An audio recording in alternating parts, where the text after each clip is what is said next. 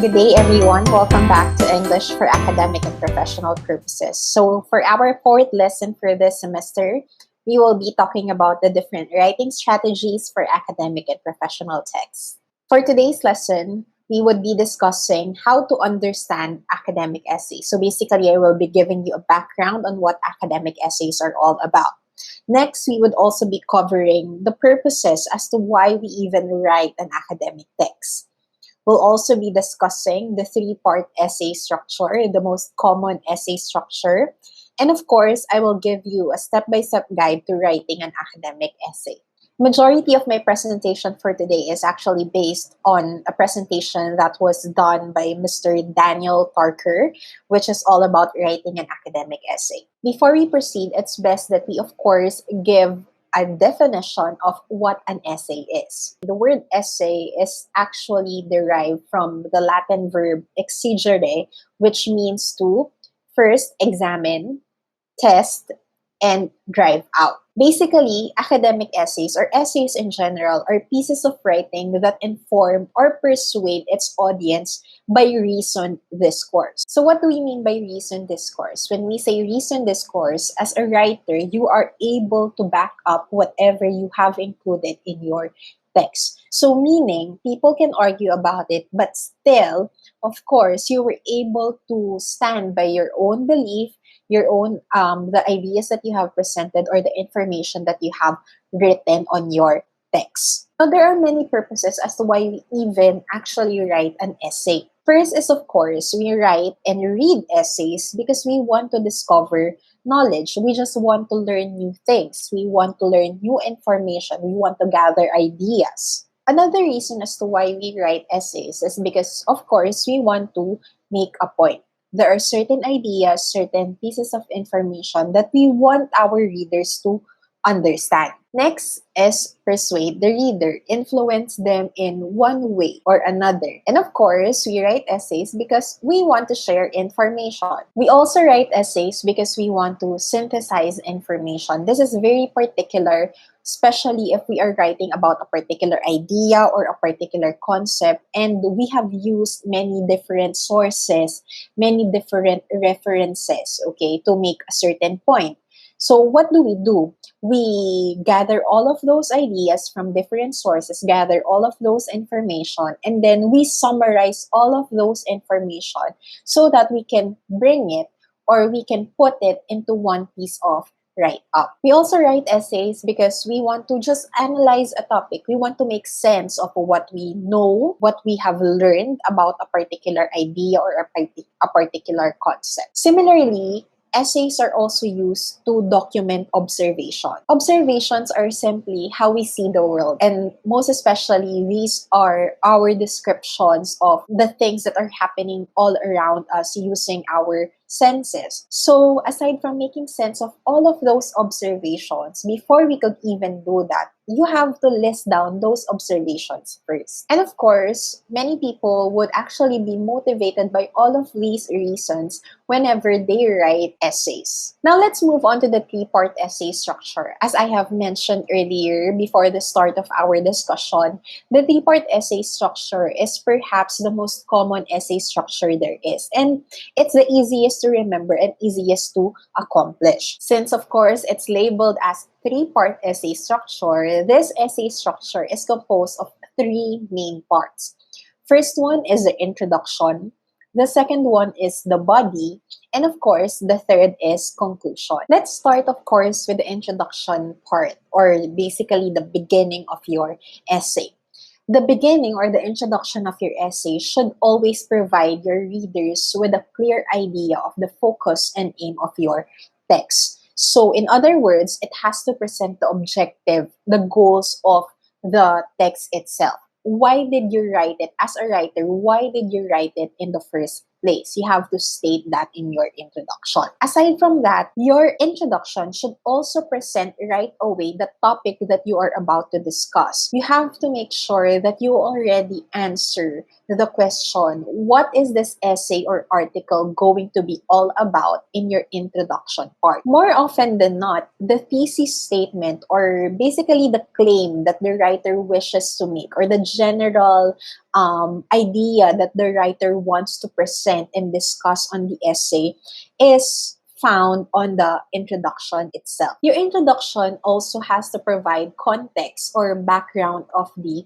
argument. So you have to present background information about the topic that you are discussing. In some other texts, an introduction is essential because basically your introduction may introduce some theoretical perspectives or even include terminology that will be used all throughout the text or article. A good introduction would also explain, or actually would reflect, how the writing will eventually be organized. So your introduction would already give your readers an idea of the text pattern or text structure that will be used all throughout the essay. Let's go to the second part, or the body. The body of the essay, on the other hand, unlike the introduction, is basically where the essays or the article's arguments, ideas, and results are developed and discussed. So in the introduction, you are giving preliminary information, just some basic information. On the body itself, that is where you are going to be discussing it on a more deeper level, on a more specified context. The third and the last part of the three-part essay structure is, of course, our conclusion. Your conclusion should actually not contain any new facts or ideas. Therefore, it should not present any new pieces of information.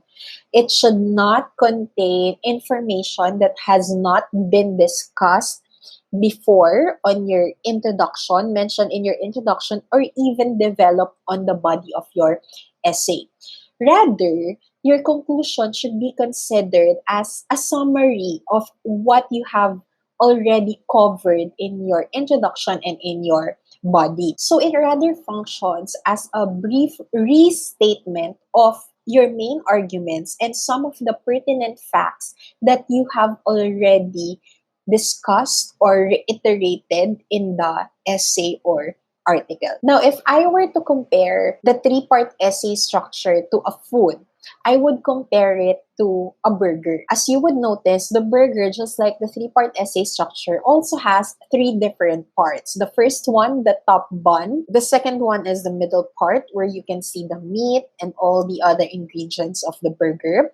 And of course, the lower bun at the bottom. Now, if we are going to liken it to the three-part essay structure, the top bun would serve as your introduction. So without your introduction, if you remove, for example, the top bun of the burger, it's going to be difficult for you to eat the burger, and it wouldn't even look like a burger itself. So, meaning, when we write essays without your introduction, it wouldn't look presentable. It wouldn't look delicious. It wouldn't look enticing for your readers. So a proper introduction is very essential to an essay. Next, of course, the middle part on the burger could be likened to the body of an essay, where you can find all the delicious information, all the delicious parts of your essay, meaning there is substance, there is nutrients in there, okay? There is that, the taste is there, the good parts are there.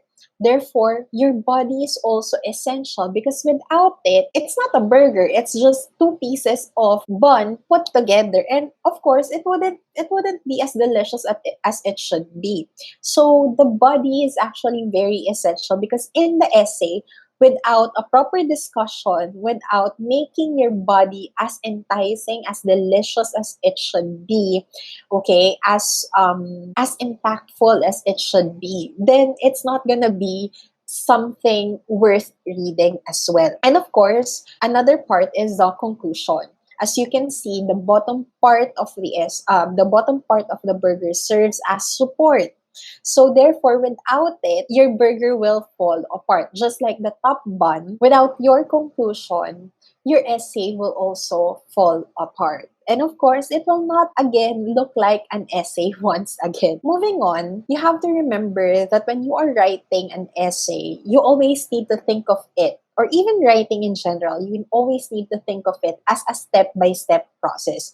Meaning, it's systematic, there is a system that you have to follow, and it's actually organized in a way that is very helpful to you as a writer. Now, let's look at these step-by-step process. Let's look at the different steps involved in the writing process.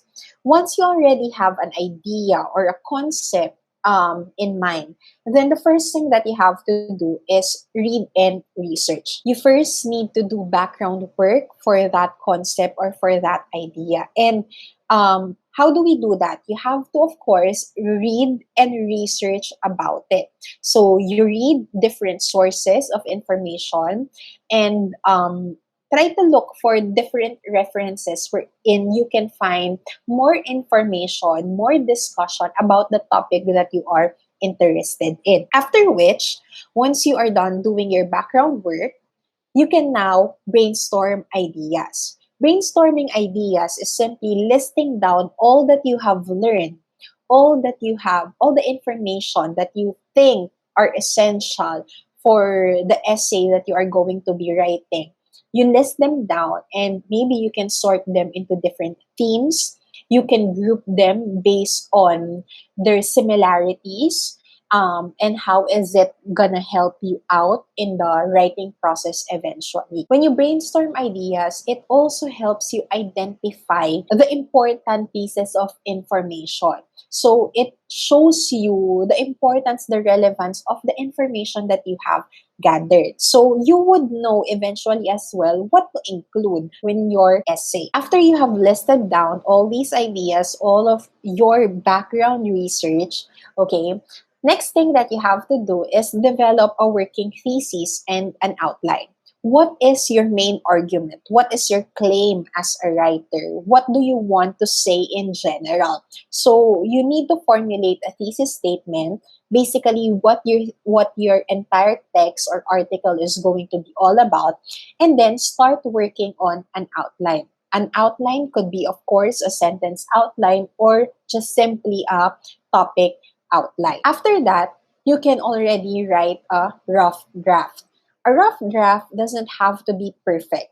You just need to write it down, organize. After organizing your information on your outline, then maybe you can start turning all of those ideas, all of those concepts into proper paragraph format. So that is what we call a rough draft. Basically, the first time that we transform our outline into a paragraph format. After writing your rough draft, it's now time for you to read again what you have written. Okay, so you as a writer, you also need to go back to what you have written and read through it once more, because that is an opportunity for us to review the content, what you have just written, the grammar, and other technicalities of using the language, and of course, certain writing mechanics. So, in other words, you are trying to copyright or proofread what you have just written on your own, especially if there are no editors around. And of course, after identifying what needs to be revised, revise as needed. So after you have reviewed your content, after you have reviewed the grammar and mechanics, then that's the time that you make necessary adjustments if ever it is needed. And most likely, it's actually best that you revise your essay as you see fit. You have already chosen your topic, but you still don't know what to include. What pieces of information should you write or include in your chosen topic? Now, how can we get those ideas to build our essay? First, of course, is you have to read text related to your topic. So take, for example, your topic is all about school bullying. First thing you have to do, always do, is do background work or do research. Search for it on the internet, search for other references. What do other writers think about school bullying? How is school bullying defined? So you will get an idea of how other writers wrote about that topic as well. And maybe those pieces of information could help you as well build your own essay. You may also use and utilize actually brainstorming techniques such as listing down ideas like what I have recommended earlier.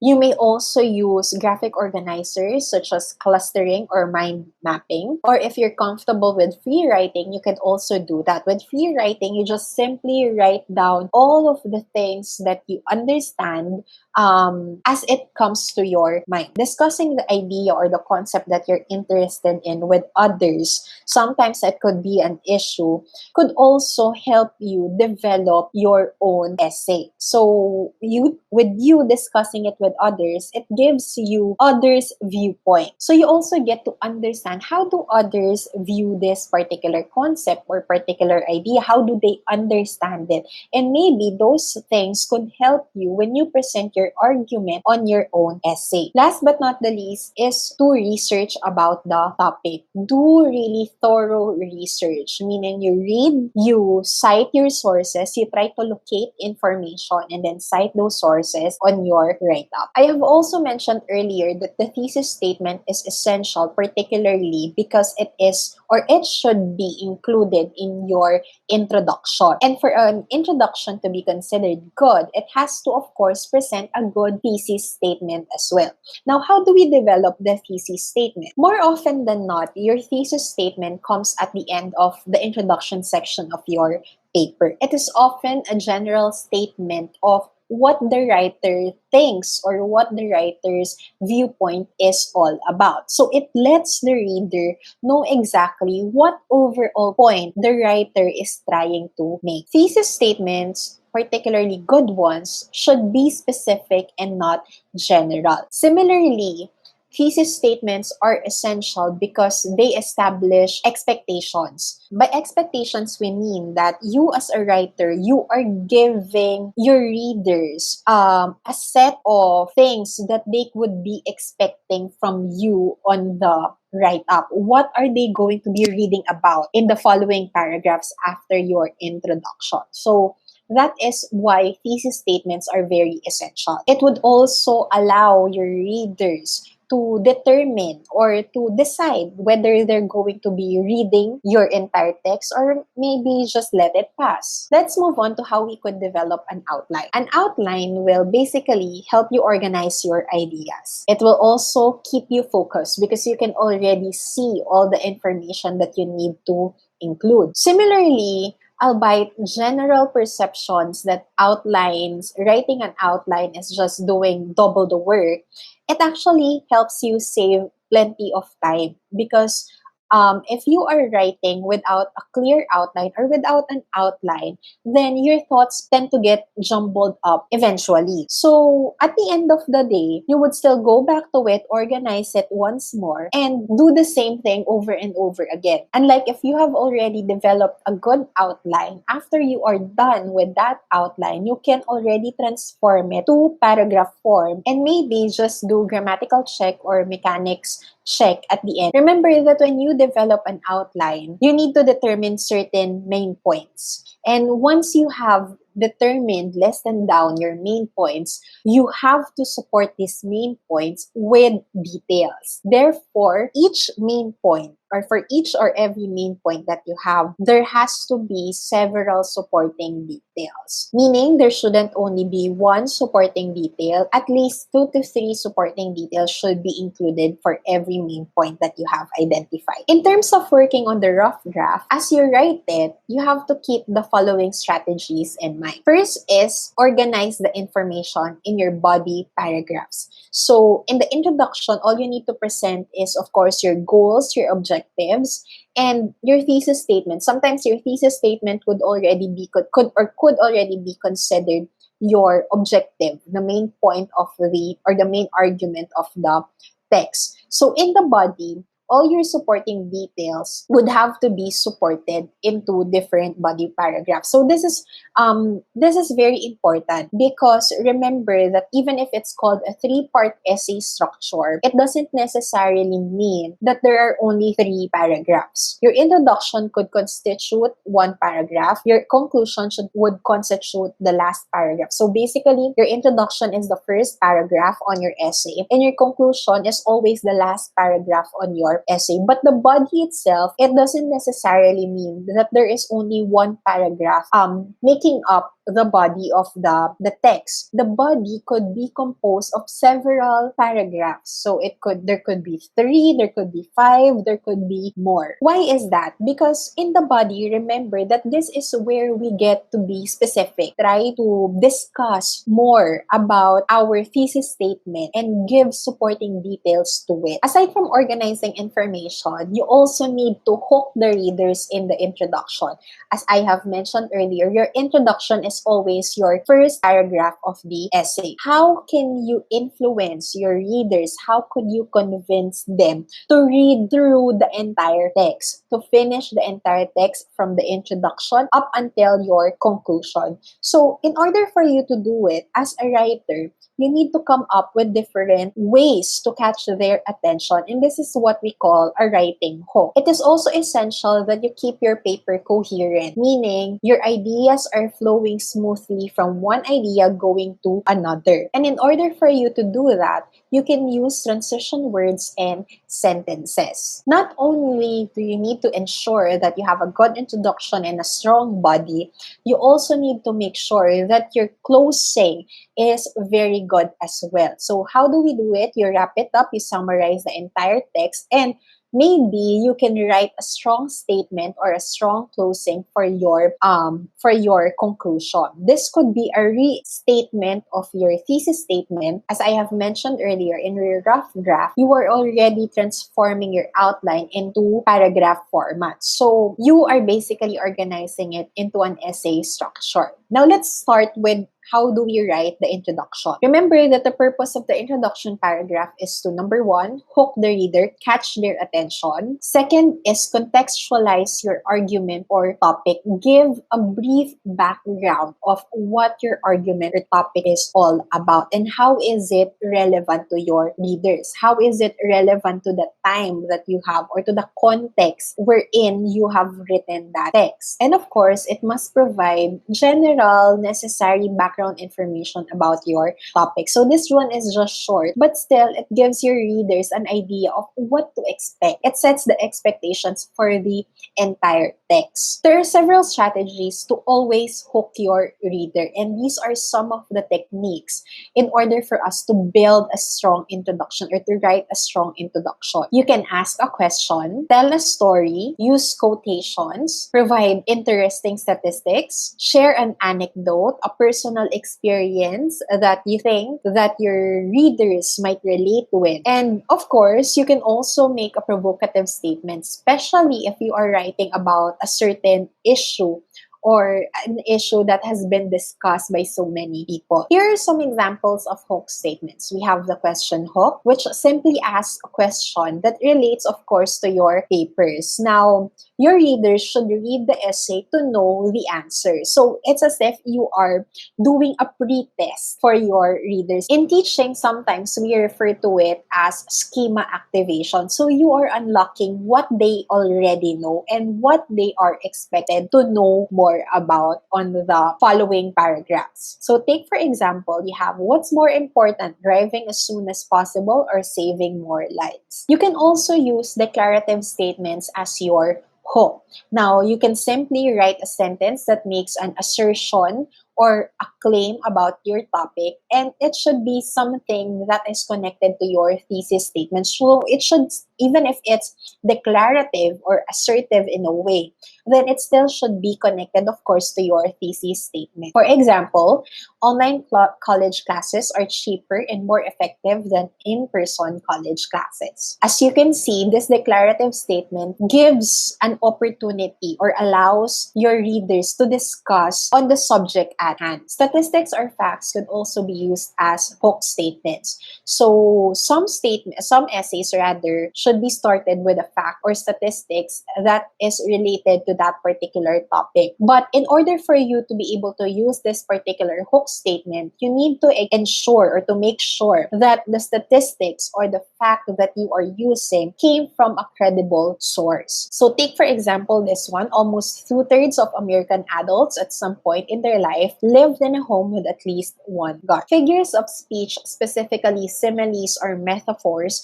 could also be used as hook statements. In doing so, your hook should contain a comparison between your topic and something else. So it's basically you are comparing your own topic to another thing. And these statements might include words such as like, us, in your comparison. Take for example, a business blog is a magnet pulling clients to a company, or a business blog is like a magnet that pulls clients to a company. You can also use stories and anecdotes as your hook statements. You can start an essay with an episode or a short story that relates to your topic. However, you need to keep in mind that this type of hook is not suitable for all types of essays. So take for example, this one. Giving your readers a vivid description of something could also attract them to your essay, could convince them to read through it, can catch their attention.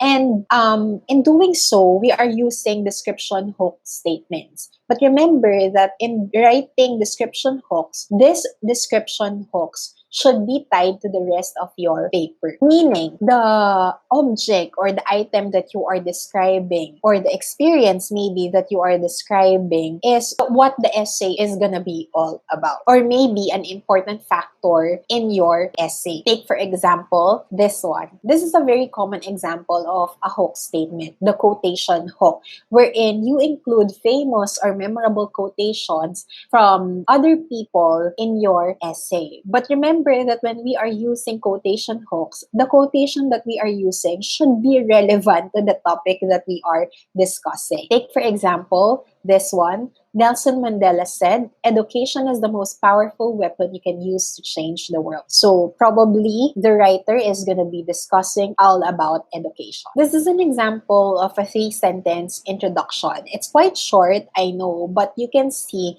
that it already contains the necessary information. So it has the hook. There's a transitional sentence, a sentence that is connecting the hook to your thesis statement. And of course, at the last part or at the very last part of this 3-sentence introduction is the thesis statement. What is the writer's stand or viewpoint? Remember that in writing, you need to make sure that you remember the word pie. I know it might not stand for the food right now, but each letter corresponds to a certain thing that we have to consider, a certain aspect in writing that we have to consider or include whenever we write and discuss our essays. First is the letter P, which stands for point. Basically, your point as a writer is the main idea that you want to make, the idea that you want to present. Next is I for illustration. It could be a quote, or paraphrase from a text, or maybe an example. Remember that your illustrations should always portray your main idea. Last is letter E, which stands for explanation, or basically an explanation of the meaning or details of your illustration. So from illustrating, then you can explain why you even included that particular example in the first place. That is explanation. Let's move on to writing the body. In writing the body, it is very important that we use transition words in order for us to create coherence and bridge the idea so that the reader will not get confused eventually. So like what I have mentioned earlier, in bridging ideas, we are simply creating a smooth flow of ideas, meaning the idea is connected to one another and it follows a logical pattern. Some transition words that you can use include first, second, in addition, nevertheless, in contrast, furthermore, and therefore. Here's an example of a body paragraph.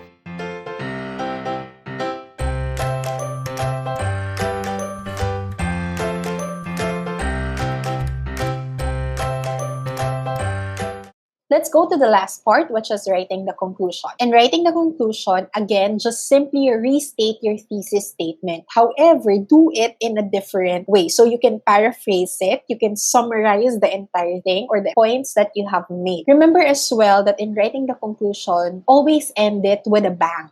Okay, make a strong closing comment. If you want your readers to engage more or to do more after they have just read your essay or article, then you can leave the reader with a closing thought. You could ask a question, or maybe you could give them something to think about. Here are some academic conventions, do's and don'ts. Let's start first with the things that we have to avoid. First, you have to avoid using personal pronouns like I, we, and you. Again, we are trying to avoid subjectivity in academic essays. So, avoid using personal pronouns. Avoid referring to your own self using these pronouns, but rather you can use third-person pronouns. You also need to avoid shortening your words or using contractions such as isn't it, there, was it, okay, and other contractions commonly used. Avoid using slang, which is part of writing, of course, academic essays. Avoid a personal tone. Also, in writing academic essays, you really need to be very specific with your ideas. You cannot write down vague ideas or very general ideas and not support them in any way. And of course, you need to ensure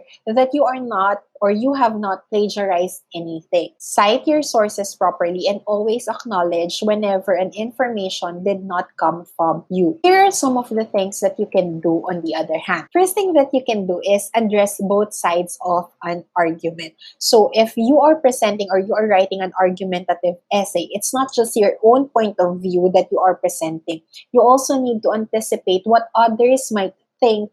So, in a way, you are also presenting their viewpoint and you are allowing your readers to understand the viewpoint of two parties. Like what I have mentioned earlier, always cite your sources. Acknowledge where you got the information from. Use a formal tone rather than a personal tone.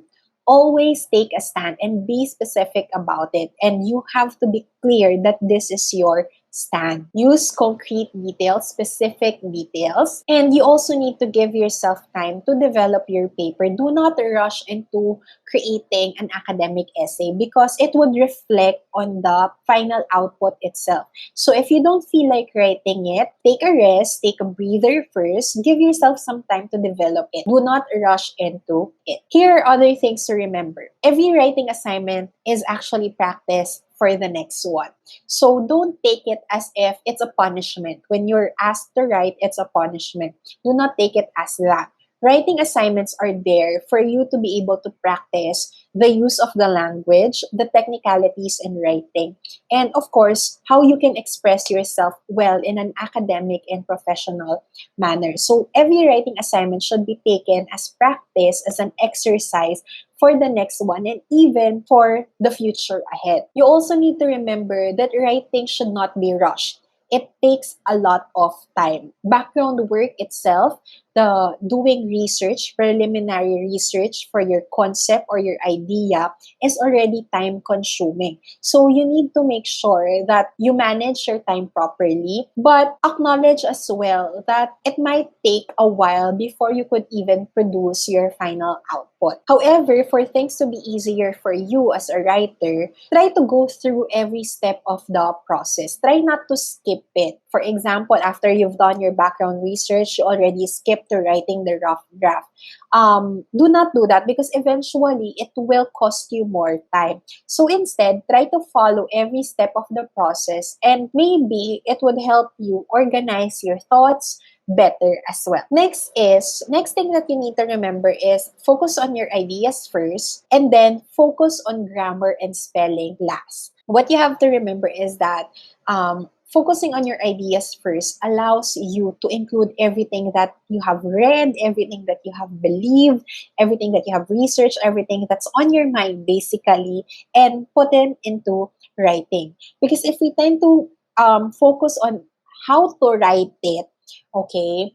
How to write it properly using correct grammar, using correct spelling, then it affects the way that we deliver the message. So try to make sense first of what you know, what you have learned, what you have understood, and then just worry about the technicalities of the language on the end, very end of your writing process. It is also essential to get feedback from a peer. It could be a friend, a classmate, or an instructor, your teacher, or maybe a tutor, someone, or maybe a tutor, someone who helps you out. It is helpful in a way because we get an outsider's viewpoint on our writing. So an assessment from someone else and how your possible readers might consider your essay as well. Here are my sources and references for this lesson. Thank you for joining me today.